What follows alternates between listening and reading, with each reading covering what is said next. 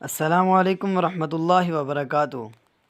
ناظرین، حضرت محمد صلی اللہ علیہ وآلہ وسلم کی امت کی فضیلت کے لیے ایک خوبصورت واقعہ عرض کرنا چاہوں گا، توجہ سے سنیے گا۔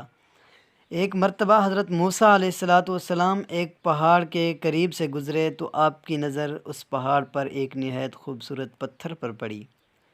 آپ علیہ السلام اس پتھر کے قریب آئے اور اس پتھر کو اٹھایا، پھر اس پتھر کو زور سے نیچے مارا تو وہ پتھر ٹوٹا اور اس پتھر میں سے ایک اور خوبصورت پتھر نکلا۔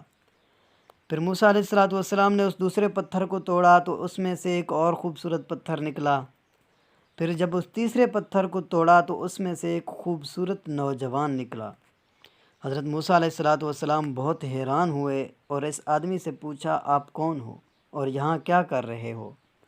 اس نوجوان نے کہا کہ میں یہاں 400 سال سے عبادت کر رہا ہوں اور آنکھ جھپکنے کے برابر بھی اللہ تعالیٰ کی نافرمانی نہیں کی۔ چونکہ حضرت موسیٰ علیہ السلام اللہ سے ہم کلام ہوا کرتے تھے، تو حضرت موسیٰ علیہ السلام نے اللہ سے عرض کی کہ اس بندے سے زیادہ کوئی نیک اس دنیا میں ہوگا؟